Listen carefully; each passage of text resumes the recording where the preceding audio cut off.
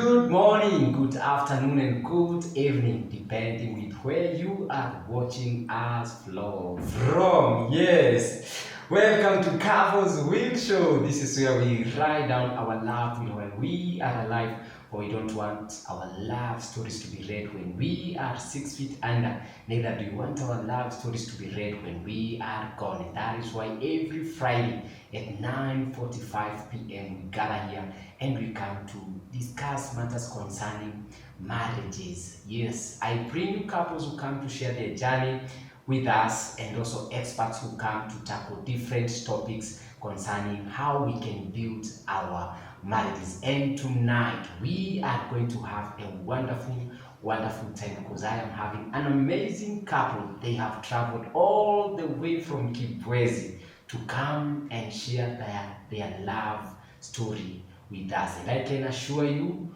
you will not be disappointed. And if this is your first time to be here, karibu sana, and make sure that you subscribe to our YouTube channel. My name is Willie Kinyash. I'm a Dr. Love, and I am excited to host you tonight. Thank you so much for the love and support that you have shown us this far. And so tonight I am having the Mwebias, an amazing couple.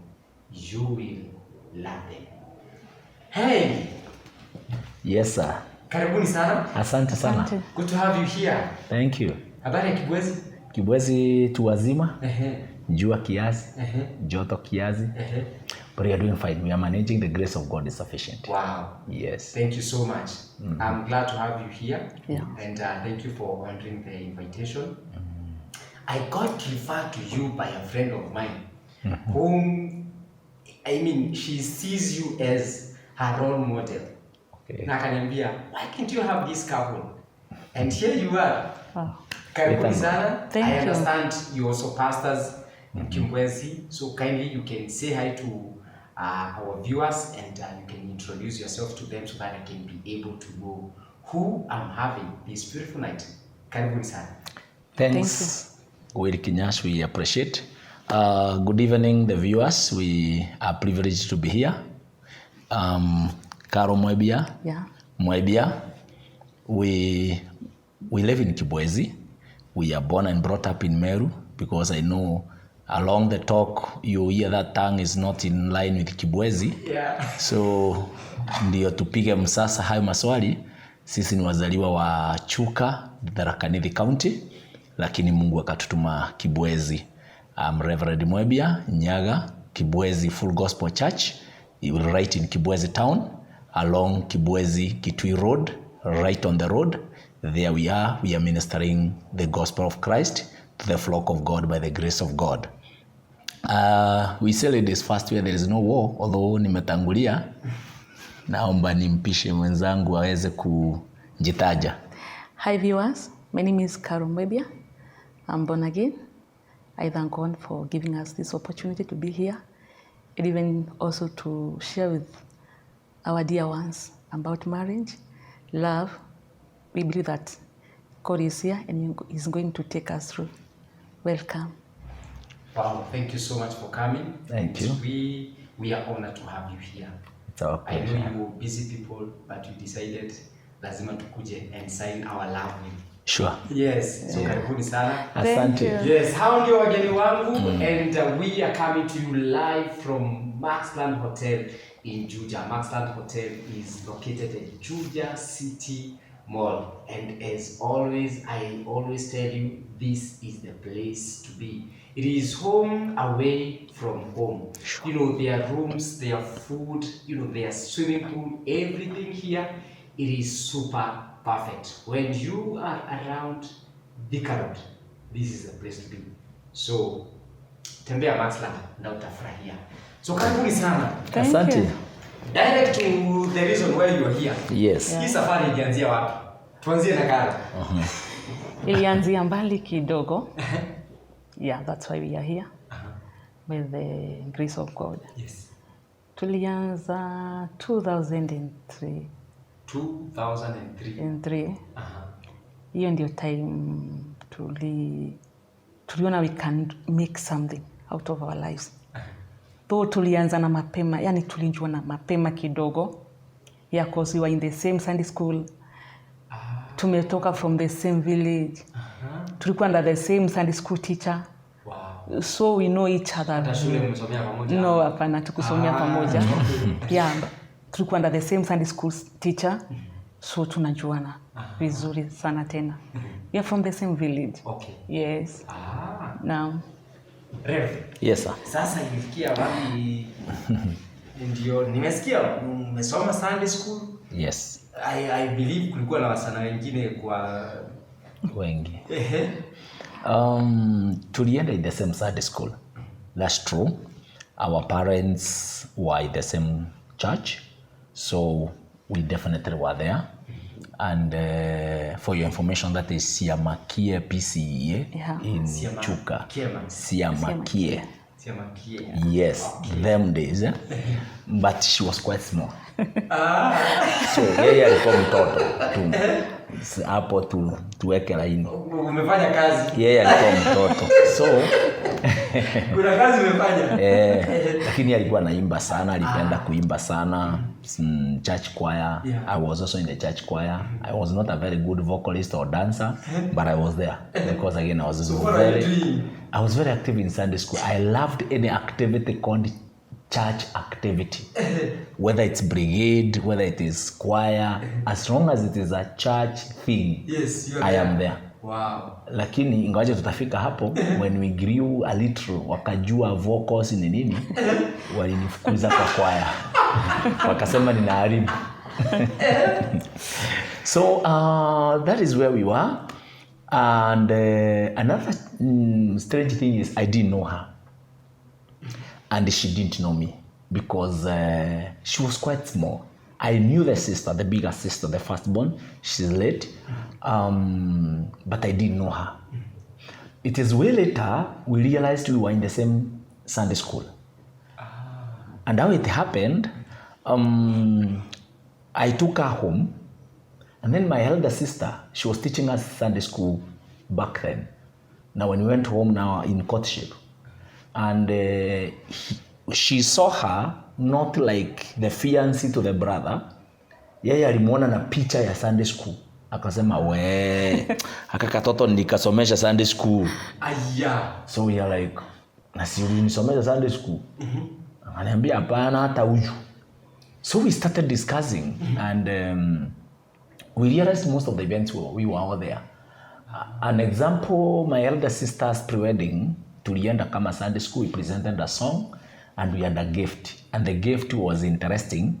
Ilikuwa karai ya plastic. Red. And yeah, it was red in color. So mimi namwambia Sunday school yetu tuliimba na tulipeana karai. Ananiambia ni yao. Ananiambia ni sisi, ananiambia ni sisi. So that's how we realized we're in the same choir, the same Sunday school. But then akinionyesha picha, ndio nikaona, yes, huyu danda namjua the bigger sister. Haka katoto kalikuwa kanakuja Sunday school saa zingine kana mebebwa. Mbona haka katoto ni familia? So that's when we realized we have been together all that time. Wow. But we thank God. So later iliweza kufahamikiana vizuri. She was around class 6. Yeah. Around class 6 and I was in high school. And because mimi kidogo nilichapa nje. Hata pamoja na kupenda Mungu sana, teenage ilinilemea. Ubare ilinilemea. So by the time unafika teenage. Mimi nikachapa kwa. Hata church. Hata kabla wakufukuze. Nikajituma. So wao wakabaki. She was very innocent all through life. Yeye hata kando na Yesu tu amezaliwa tu mpole. Yani tu wale awezana ujanja hii dunia. So wewe namwambia akae church permanently. Awezana ujanja ya dunia. So I went away from church and I did almost everything that somebody can do outside the church. And at that age, you're teenage, there's a lot of peer pressure and all that, and you want to experiment so many things here and there. Around 4 years, na mimi sijui kukaa backbench. So nilipoenda pande ile pia, I was very active. Ukakaa mbele kabisa. Yes. Mimi ndio nilikuwa natoa form. Nikafanya umanamba nikiwa very small, vituko za ubareza, ujinga na utoto, yani zile undu zinafanyanga you want to feel a man, you know. But later, around after 4 years, now God brought me back. There is, you see what the Bible says, fundisha mtoto njia za Mungu akiwa mdogo, akiwa mchanga, you'll never depart from them. Even when I was out there, Kinyash, I was still feeling I don't belong here. I was feeling sometimes tungelewa tufanye vituko, mimi na feel this is not me. Hii nimezidi hapo pia So there was that conscience ilikuwa inanisumbua. The inner voice, unasikia dhamiri na kuhukumu. Sometimes hata ungelala ni ile unajifanya noma nje, lakini ukifika dhamiri na kusumbua na feel life si yangu. So some friends of mine gave their lives to Christ. Na one kajioni niko tips kidogo, lakini unajua hata hizi pombe za ujinga zile ungeafford tu hizi za 5 bob. That time it was 5 bob actually. With the 20 bob uko na njaa vikombe ine. So it's a Saturday evening and there I am, nikafikiria nahitaji kufanya kitu. I felt I wanted to do something crazy. And I was thinking, what can I do? And I was escorting a friend of the opposite sex. By the way, I married my last girlfriend. She married her first boyfriend. We will get to that. Now, nikafikiria by the way, naiba aliokoka, si nikamcheke. So nikafeel wow, hiyo nakaa poa, acha nikamchekelea anawezaje okoka. So nikaenda. A lady. Agent. He was a bit, alikuwa mkubwa kidogo kuliko mimi, he was in campus. So nilipofika nikakuta brethren around 7 guys wamekuja kumtia ndugu moyo. So nikawasalimia, nikaona some of them ninawajua, wengine tulikuwa nao Sunday school kitambo, tulikuwa wandogo. So these guys wote wakanivamia na neno. And that is how I was cornered. And that's how I gave my life in Christ. Wow. So the hunter became the hunted. Yes. So when I gave my life to Christ, these guys were very vibrant. I liked the way that time things were. The following morning they came for me. Na tukaanza mashughuli, tumeanza kuzunguka tukihubiria watu. The following morning. Yes. Wewe jana unazunguka. Sasa unazungushwa, mnaenda mkihubiria watu, mkitia wale waliokoka moyo. Me I'm following, I'm with them.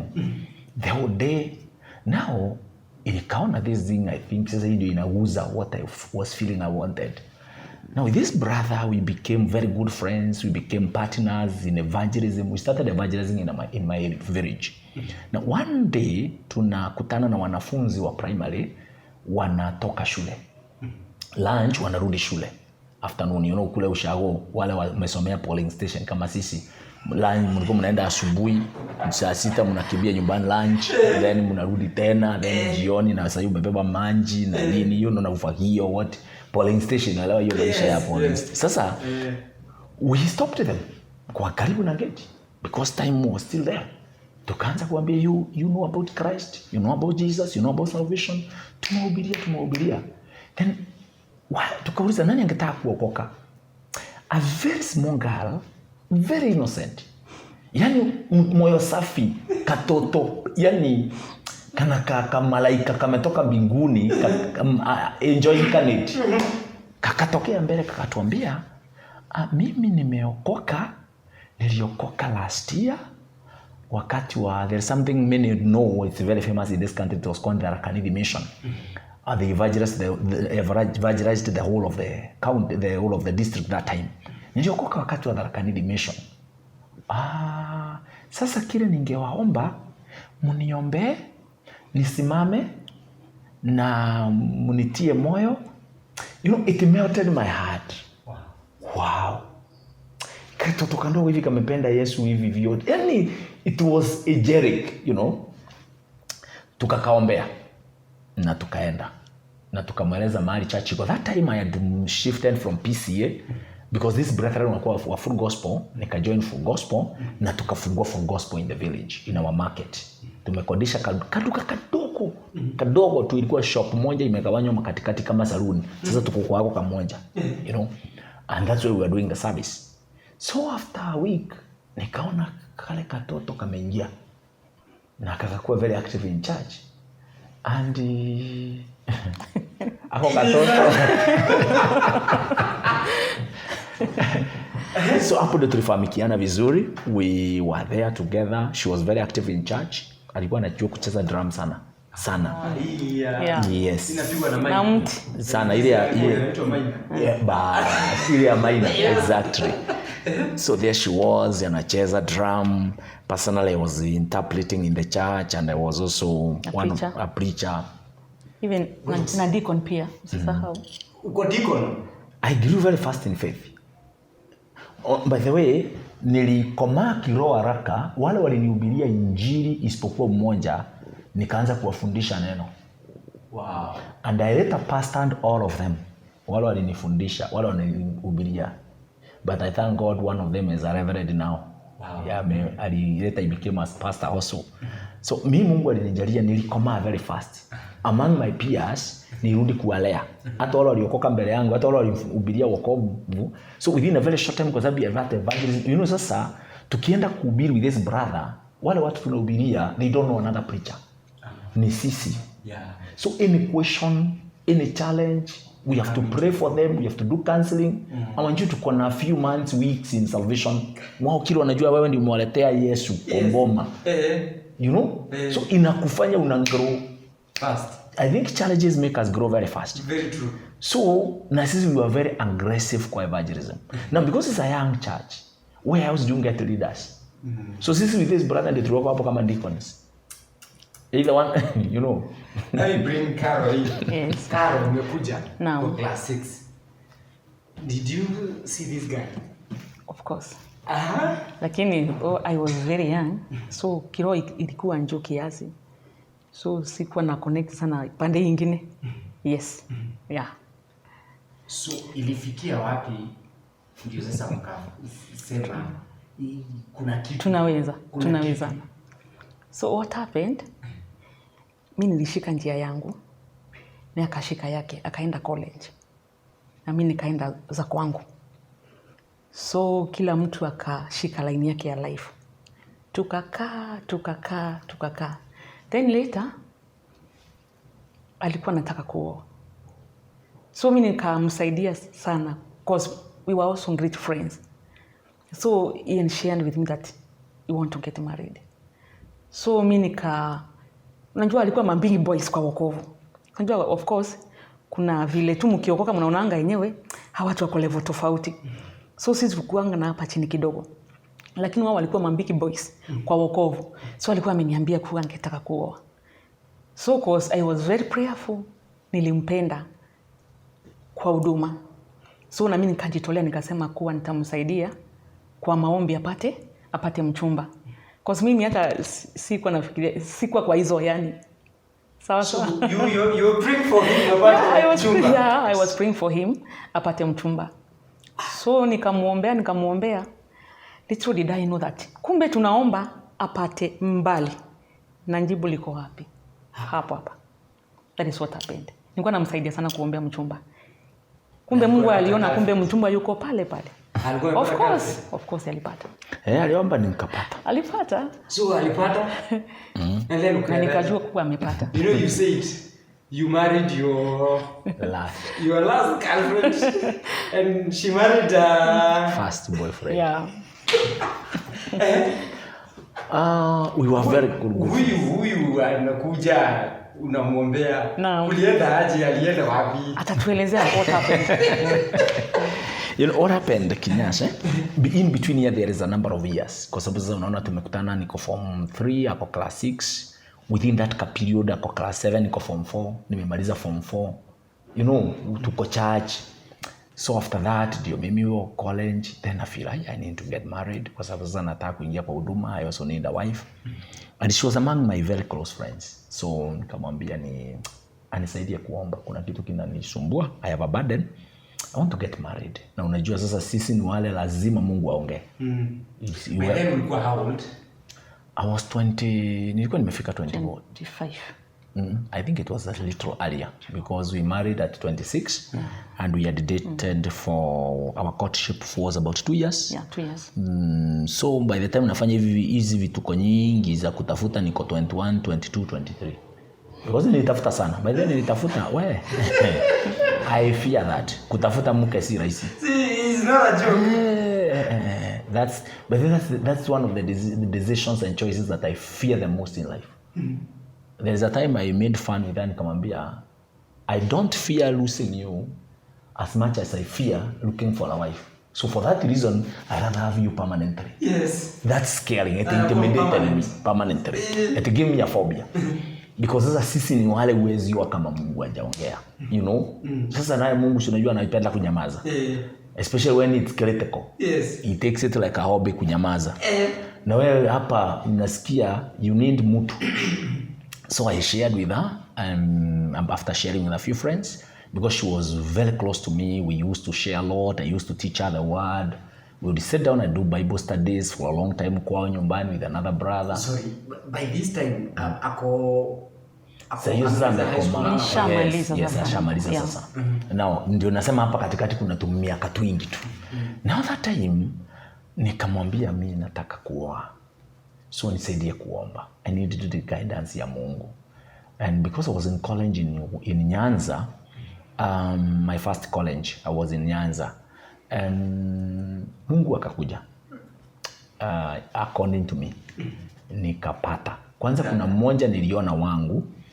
Na as I was praying, God warned me against the lady. So uzuri sikuwa nimemproposia, but I was almost. Unajua mnakaa na mtu mmekuwa mabeste. Tulifika mahali tukaanza kupanga, karibu tuanze kupanga tutapata watoto ngapi na hatujaproposiana. Yani we were very close. And I was feeling this is a sure bet. Ni Mungu tu amebaki kusema yes. And then God warned me and with a very stern warning. And I dropped it like hot. Thank God I had not proposed to her. And lafu unajua that time purity was not bargainable. You have to remain pure until you are married. So thank God there was no indulgence. Now, I went back to college and a young lady came visiting. She was not in college, but the people she came visiting, the friends, were senior sponsors of the college. They were missionaries. When we opened the school and the college, we were very young, around 5-7 who were not married. All the others were family people. We found a young lady in school visiting those. She was a foreigner and she was white, not black. So with a mzungu in the compound and a young girl. So everybody shouted my name. I don't know why. Kila mtu college mzima. Hey, fulani. Mekuachua. Sasa mpaka nikatoka kuona ni nini. Naambiwa single. So mpaka wale missionaries, they were very good friends of mine. They were like parents to me. Even today we are very good buddies. They have retired. I've even visited them abroad. Hata wao sasa wakaanza ku make fun. So the girl was shy. She didn't know kwani kunaendaje. Na elewi the language. Now, so I went and said hi, nini. Wale nao wakaniambia fanya hivi, take this girl, show her around, do the orientations. You can imagine now the situation and the scenario. Everybody shouting my name. Alipojua kuna kamzungu ka missionary kamekuja kutembelea missionaries na hajaolewa. Alafu wale nao wananipatia mimi ndio namzungusha college. So we became very close. Na unaomba Mungu akupatie. Alafu alikuwa innocent. Mimi nikafikiri hapa Mungu analetanga design.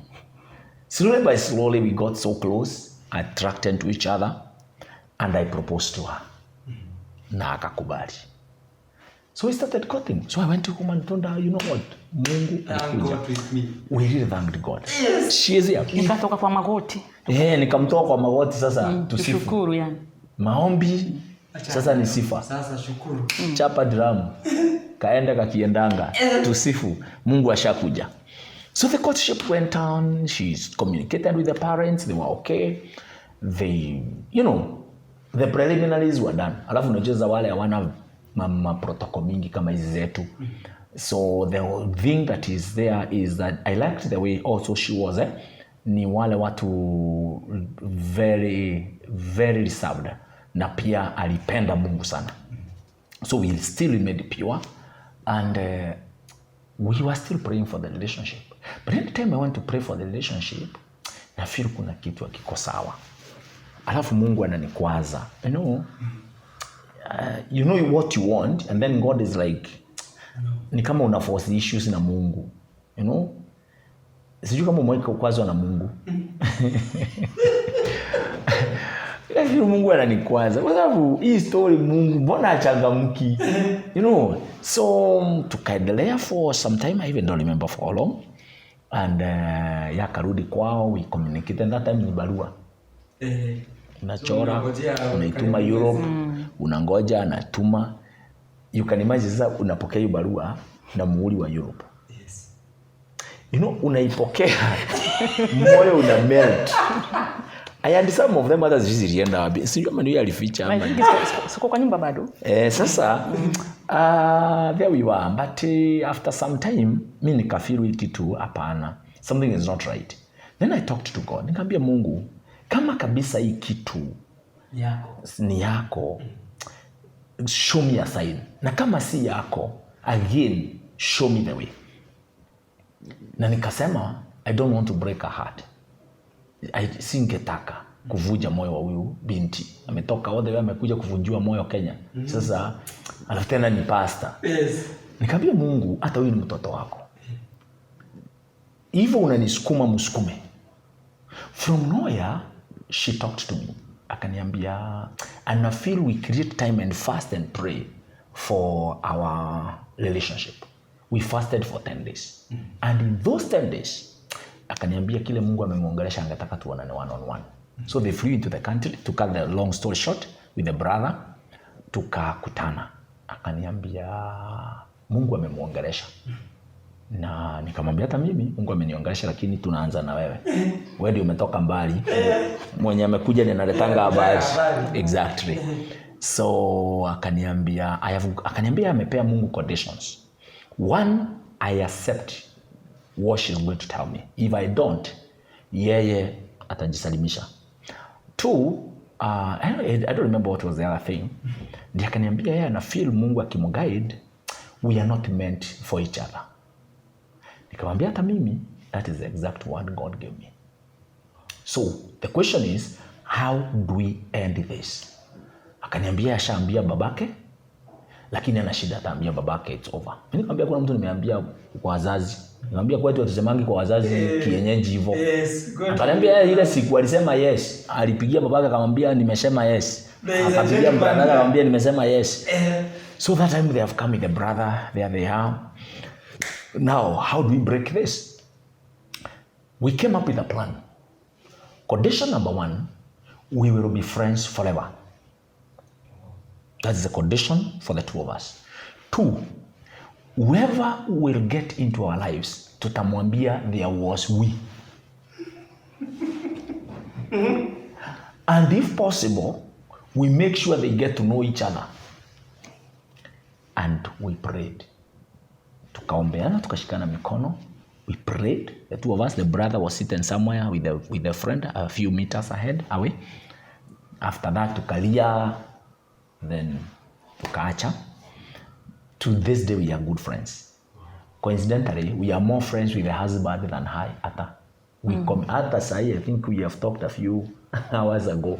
I think we talk almost, atumalizi siku tatu kama hatujaongea na the husband. Wow. We became very close. I have visited them in their country. We have stayed with them for a whole holiday. She also got married to a white or a... Yes, to a white. Actually, they married before us, slightly before us. Yeah. I came to Nairobi that time. It's 1 year before us. 1 year. Yeah. Na wakakuja honeymoon huku ndio wani-meet. Oh, yes, wow. They flew to Kenya for honeymoon. Now kufika wakaumwa na malaria. So they were admitted in Coast General. Yani kulitokea confusion na tu kuonana. Waka fly back. So the husband felt hapana. Alipofika kaniambia you must come to Finland. So that's how now we organized me nikaenda. But sasa nikienda I was already married. We had organized again 2 years ago tuende zote. But sasa COVID sidio hiyo ikatembea. Now from there sasa tukaacha. Na tumeacha na tumekubaliana, so yeye aende zake mimi niende zangu, tuombeane, tutakutana mbele lakini tutakisha wamejua. They called me when the day she accepted the proposal, they called me. niliona simu yake, that time simu zilikuwa zimefika sasa. Kuitika nikakuta gentleman. Yeah, hi, I'm so and so. I just got proposed to Anne and she accepted my proposal. We are marrying soon. Na ameniambia about you, ameniambia how you agreed, and I wanted to tell you here I am and I'm eager to meet you. Nikamwambia I'm so and so. Na kanisa wewe umepata? Nikamwambia bado, but I'm still praying. Ananiambia tunakuombea pia utapata. Na ukipata let us know. So that's how I continued praying. And finally I didn't take long. Sasa tumerudi kuomba tena na yeye. Yani yeye. Nimemwambia kimedharuka. This is your real prayer partner. Yes. Wakati mnaongea mambo ya prayer partner. Yes. Sasa sisi ndio ile real. Nikarudi kamwambia you know what? Kimedharukana. Let's go back to square one. Naye ni wale watupenda kubeba everything na uzito. And we started again. Hatukuchoka. We prayed. I had a number of friends who were praying with me. I acknowledge a lot of their input. Bishop Genesis, that time he was a pastor, Kavole, and they were really there for me. Brother Martin, the elder, now they were there. We prayed. So, and as we were praying, somehow, nilikaa kama mtu ametokea kwa curtain. Unaona vile mkiact movie ama drama ama mlikuwa mnatokea kwa curtain. Wow, umejificha kwa giza suddenly. Nilikaa kama kuna veil imetolewa. And I realized na by the way. Kwa mtu hapa. Na huyu mtu. All these things. Leo mtu mbona sija. And wait a minute. Nikaanza kusikia navutiwa. Then nilikuwa navutiwa na watu wawili. There was another lady from Nairobi. Is a friend of ours until today. We had met through the missions. Wakaja kuhubiri kwetu. And tukaenda kuhubiri kwao na nikasikia pia kamvuto, but then I was afraid huyu ni wa town and he was born town tena city. Alafu mimi ni very real typical. Uko ndani. Kwanza kuna siku nilikuja kumtembelea, nimbebea tumango sina kapio mbali. But she was so okay. Hakunionyesha madharau. You know, I didn't feel inferior. Lakini angalia naona we ampelekani hapa. Hata kama mwanaume ni kujiamini. There is a time we visited with her. Yeah. Na nikamwambia nikagulia, uniambia kama nilikuwa nimepotea, akaniambia yenyewe ulikuwa sawa. So now there I am again. Mungu hapa ni mmoja wa hawa masi mmoja, na kama ni mmoja ni mgani? Let me tell you Kenyans, that was another hill to climb. I can't make any move until God says yes. I don't want to make a mistake again of moving without the voice of God. Now here are two people. I'm too attached. Wako na lot of fears. Yani mioyo wote wanakaa mioyo safi, wamependa Mungu yao yote. One is a preacher, the other one is a singer. Both are very prayerful, very submissive. Because to me, submission, being an African, a Meru, submission was key. Sasa, and there I was.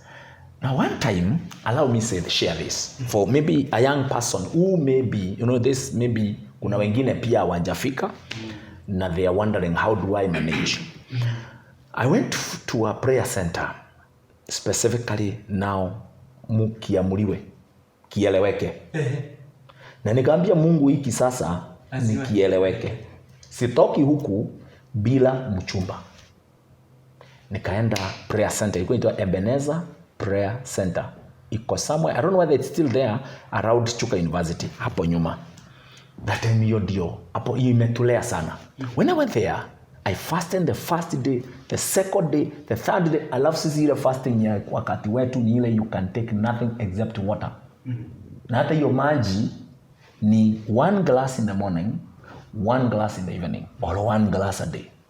Anything above that, uko kano. Yes, fasting. So there I am on the third night. Nikaona na Mungu ataniruhusu nikufie kwa huu mlima. Lakini nikaamua wacha nikufe ndio nikutane na yeye. Aniambie. Uulize maswali kama. So I was not ready to let go. Mimi nina ule moyo wa Jacob, sikuachi. So as I was praying, an insight came usiku. siuambie Mungu, siupatie Mungu a test kama Gideon. Na nikapata revelation ya how to do it. Kila Mungu uongelesha kila mtu in a very special way. Na anjai niongelesha hivyo tena. So I'm not saying that this is the doctrine, ati mtu aende afanye hivyo kwa sababu nilifanya. God will also speak in a unique way because every relationship is unique in its way. Nikaandika makaratasi 6 dogo tu kama zile za voting, tule twa kuvote secret ballot. Nikashika, nikaandika moja Karo, na nikaandika 3 Karo, na nika forward, nikaeka hapo. I took this other lady, naye nikaandika jina lake. Let me preserve the name because sikumwambia nitamtanja. Now nikaandika, labda hata ajui nimewahi kuwa interested. I've never told her. So nikaandika 3. So all of them are 6. Nikazifanya hivi. I closed my eyes. I'm in the room. No electricity. Nimezima stima. Vile tu nimeamka sijawasha stima. Nimewasha nikaandika na nikazima. Then nikazitupa. And I don't know nimezitupa wapi. In the room, in the prayer cube. And I started praying.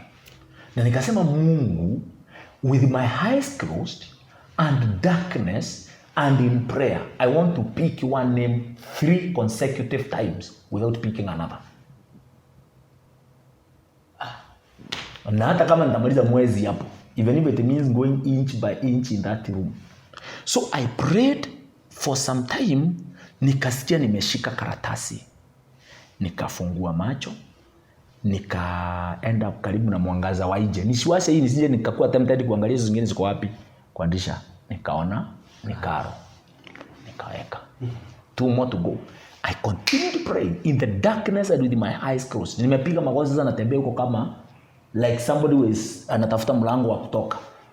After some time nikashika ingine. Kufungua Karo. Ya 3 ikapotea. Ya 3, I prayed almost overnight. At around 4 a.m. nikapeleka mkono ukaingia kwa kiatu yangu. Unajua sikuwa na viatu, sasa nimetoa viatu. Nikaingiza mkono kwa viatu kibahati mbaya. Nikasikia kakitu kame move. Hata nikaogopa ikuwe ni scorpion. Baadaye nikajiambia kitu ime move. Hata kama ni scorpion. Mbaya saa hii ushajipeana. And you know I'm very weak. Nikasikia ni karatasi. Kufungua Karo. Can I surprise you? Niliforward, nikaanza kupack. Nitoke mlimani, kwani nilikuwa nimekujia nini mlimani? So there I was, you know, I think I'm doing too much of the talking, but unajua mimi ndio nilikuwa nateseka. Ana shughuli sasa. Anakuombea. Anakusaidia kuomba. Kwa mlimani ananiombea. Sasa nikaenda home with a lot of thanksgiving, very happy, and I felt, wow, this is great. Now sasa kibarua ni, how do I tell her ni wewe? You know what I think that's, and like she is saying, I commanded a lot of respect in my local church. So mimi ni yule msee, I may be even intimidating. Sasa nimerudi hiyo na imenisumbua. Naenda kwao, narudi. So one day I prayed na nikakuwa very serious. Nikaamua leo mbaya. Na nikaenda. She had a shop. She had a tuck shop. She was a village business lady and I was a village preacher. But nilikuwa na baiskeli. Sikuwa na kitu ingine. It was inheritance. Of course, na Mungu. Yeah, thank you. Mungu mkubwa tena. Yes, and a very big God. Hata hiyo baiskeli nilikuwa nimepewa na my spiritual father, one of my mentors, Reverend Muthengi Kanga. Let me mention him.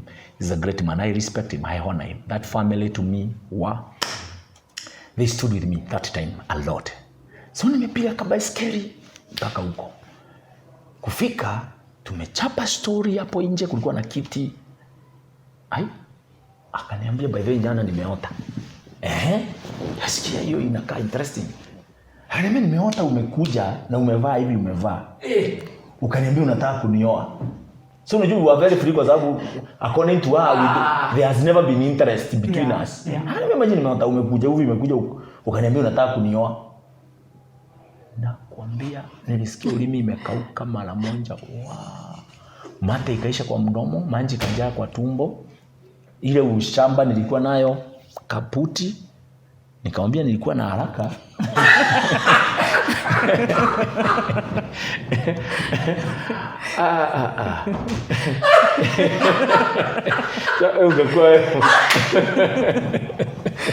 Oh no! God has brought you an opportunity to express yourself. It was me to say. Where? Let's stop it right there. We'll pick it from there. We'll pick it from there next week. How now? Oh, thank you so much, guys, for coming. Thank you. Next Friday, we'll pick it from there. Thank you for having us. How did you... Hey, viewers. It's an interesting story. It's such an interesting love story here, and I am having the Mwebias. God have spoken to this lady, and then after listening to those words that I dreamt, he went dry. The guy went dry. I mean, we want to know next Friday what happened after that. How did he gain strength to come now and express himself to Carol and tell her, you are the person, you are the lady that the Lord has led me to be my wife. Thank you so much for joining in. My name is Willie Kinyash. I'm a Dr. Love, and thank you so much for tuning in. Kindly make sure next Friday that you tune in as you continue with this love story. My name is Willie Kinyash, and we are coming to you live from Maxland Hotel. For night is a good night. God bless you, and God bless you, marriage. Amen. Amen.